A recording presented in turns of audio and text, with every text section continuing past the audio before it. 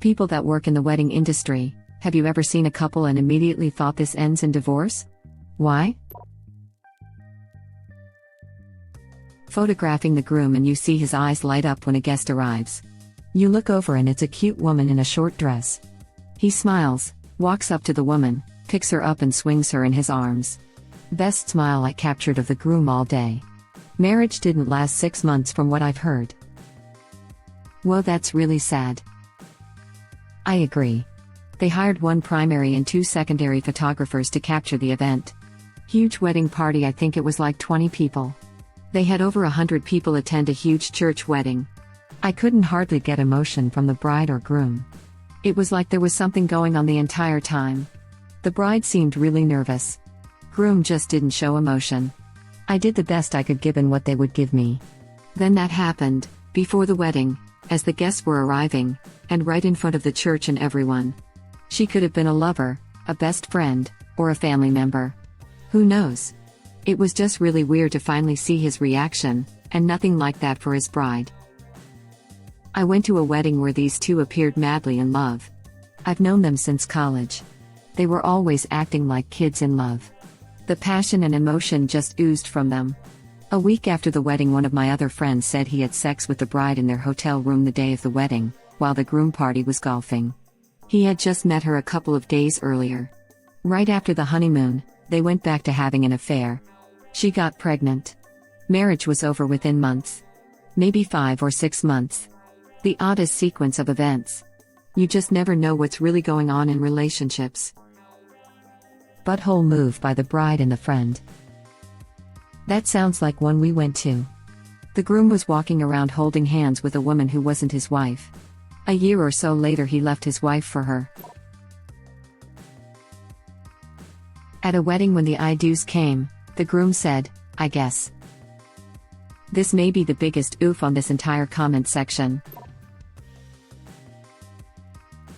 Was at a friend's wedding once. It was at the Justice of the Peace, when the judge or officiant came around to if anyone doesn't believe in the union to speak up or forever hold your peace. A loud "uh-oh" came shrieking from the back. It was my friend's 2-year-old son. Everybody was joking, saying it was a sign. Less than a year later the couple got divorced. He has the sight. This was its first manifestation. When the bride and groom argued over why the groom's mother shouldn't get all money given to them on their wedding day. Yeah, that was a red flag.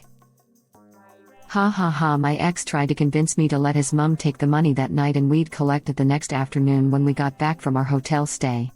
Fat chance I'd let the extreme gamblers hold on to that much cash. My now ex's parents were determined to hold all the catering leftovers for us, and everyone who wasn't me, the groom, or the groom's siblings thought I was effing out of my mind when I put my foot down and said absolutely not. I will personally put those leftovers in my own car and drive them to my own parents' house if need be. F off, no chance. Ex's parents have a large, very pretty yard and occasionally host small events there, like local graduation party type stuff, nothing massive. But it makes them a little side cash. They're also greedy and miserable scamming buttholes. They had a complete meltdown and finally admitted that they'd sold tickets to a catered meal at their place that very night, and our wedding leftovers were the entire meal down to the cake and everything. They contributed $0 to the wedding or catering, not that it matters, but they had no leg in the world to assume that food was theirs. They sold our effing leftover wedding cake weeks ahead of time. They had to rush home and order pizza for their, fancy catered dinner. This is one of the funniest things I've ever heard. Not funny for you, of course, but I just can't imagine what kind of lunatic would sell tickets to eat wedding leftovers they just assumed they could get their hands on. I hope they lost money on the deal. This just blew my mind. You should post this in our / entitled people. Mental. People are mental.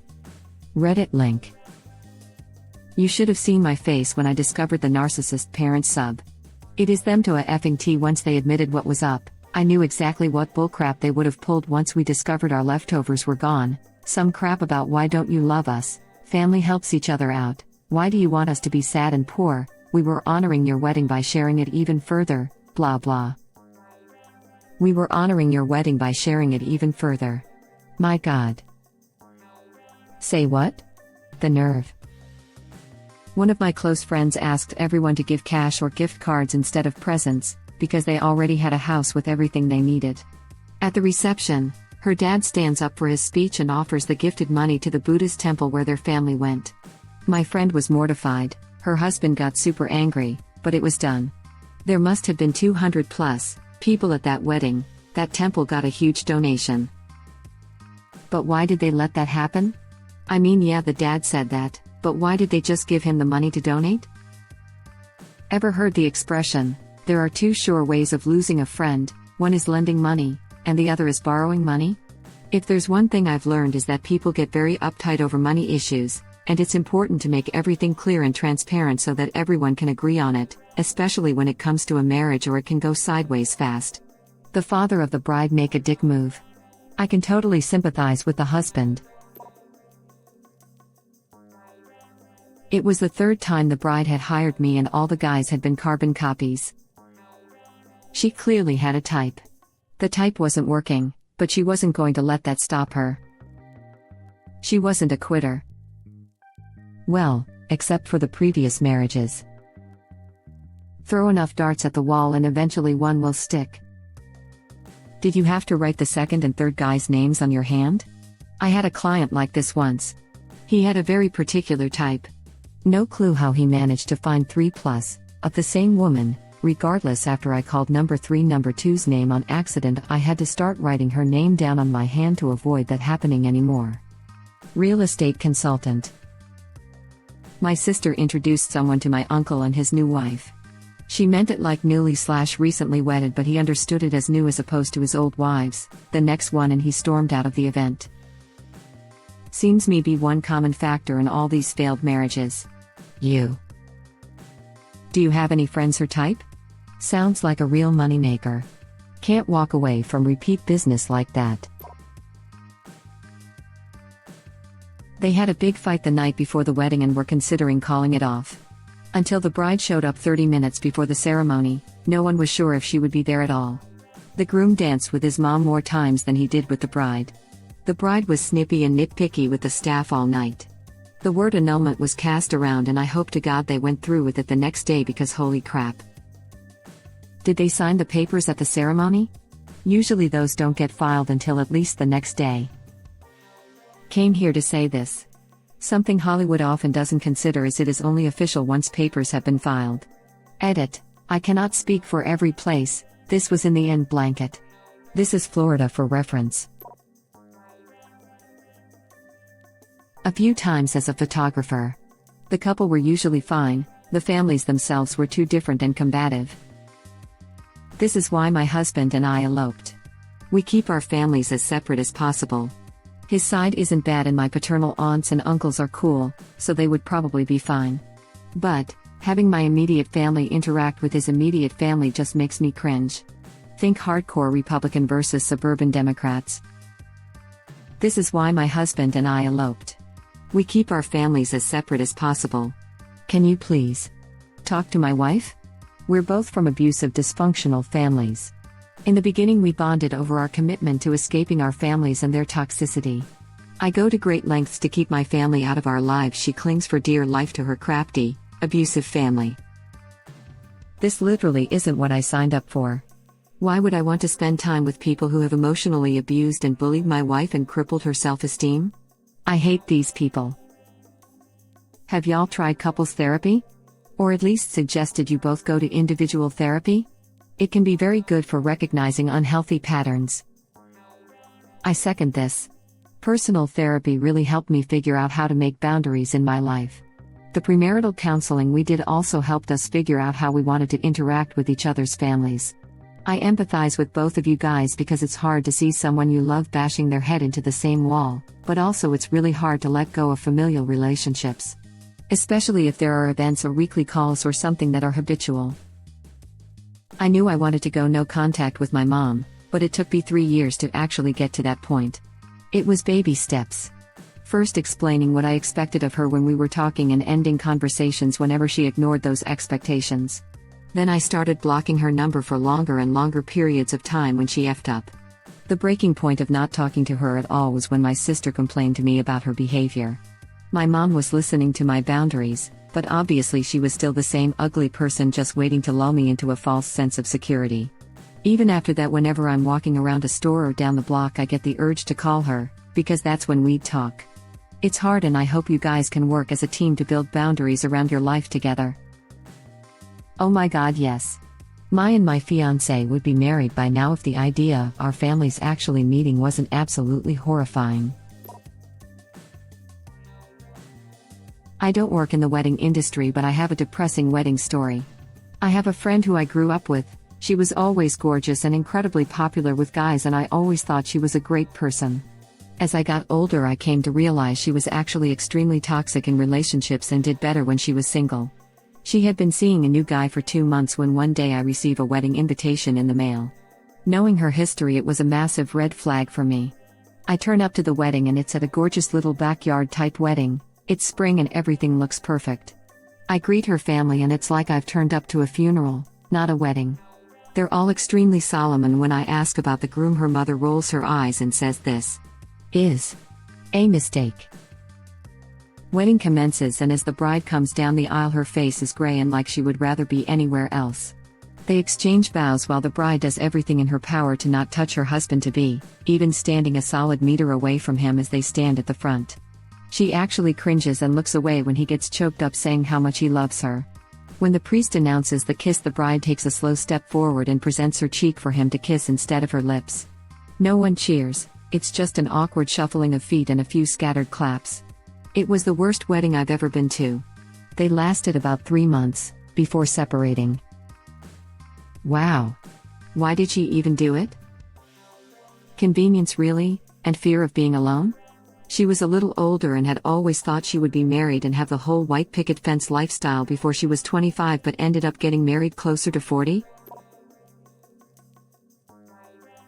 I work in a hotel.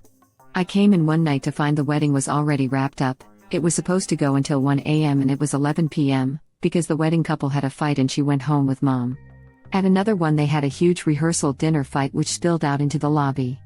Everyone in the lobby found out that she hated his parents. She was pregnant and she had no idea who the father was, and a few other things.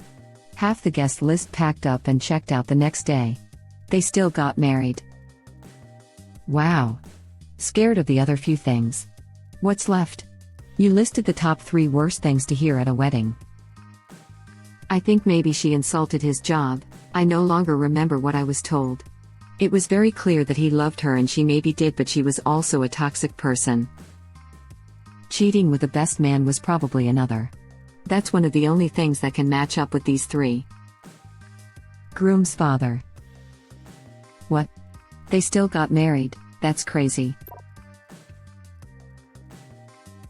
It's sad reading so many of these replies and realizing most of these couples probably weren't even friends to each other. Edit, didn't expect so many responses. Thanks for sharing. I always love a good thread. Honestly though, some of these made me realize how lucky I am to have found my favorite person. Hope y'all find yours soon, if you haven't already. Amazing. Why do they do it? What is going through their heads? Some of these stories, holy crap. Quite often because one person wants a wedding, forgetting that as soon as the party is over they're stuck in that relationship with their new spouse. They're doing it to please external figures, external pressure. You're almost 40 and not married. You shame our family, this person is an ex. Don't let them get away. You knock them up, you marry them. If they are very young and or religious, escape from parents' rule and going to get jiggy every night. Yeah. Boning is a great reason to marry. I'd like to think I got married because I wanted to spend the rest of my life with my husband and wanted to celebrate our love with our friends and family. But hey, maybe that makes me weird. There's also the people who just put the pressure on themselves for a variety of reasons. That's the normal thing to do. I'm afraid of dying alone. These people end up in miserable relationships, but won't ever break up, and will even double down by having kids. Not actually in the industry, but I have helped out a friend with a few weddings. 2 of the weddings I could just tell they weren't going to make it. The first wedding, the bride and groom hardly talked the entire wedding. It was like they had nothing in common. And then later the groom pretty much F's off halfway through and went home because I quote, he was tired. So he just left his bride having to take pictures with the wedding guests on her own. He never came back that evening, so she had to greet everyone off, etc. Funny enough, about a year later I heard they're filing for divorce. Another time was actually last summer. Just before the wedding speeches, the groom went go hang out with his friends for like half an hour, leaving the bride sitting there alone and delaying the speeches. Then right after the bride and groom cut the cake, he once again went to go hang out with his friends and abandoned his wife. So she was left alone having to mingle with all the guests, and he made no interaction with her side of the guests. He stuck with his friends the rest of the evening.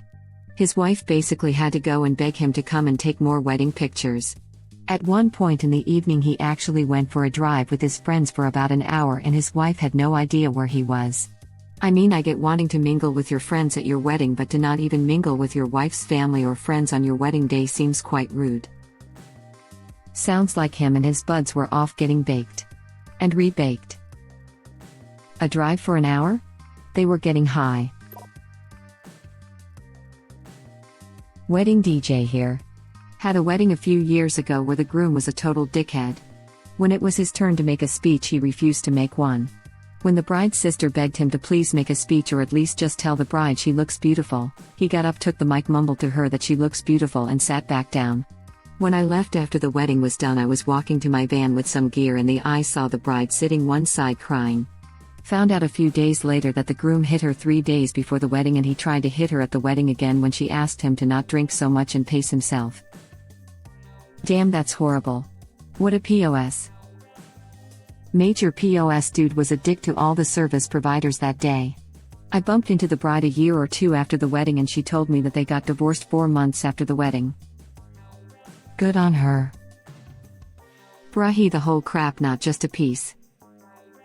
Thank you for watching. Please subscribe to be the first to know about Red Rabbit Reader's new videos. If you like our videos, please like them on YouTube and share them with your friends. We welcome your comments below. Press to start another of our videos.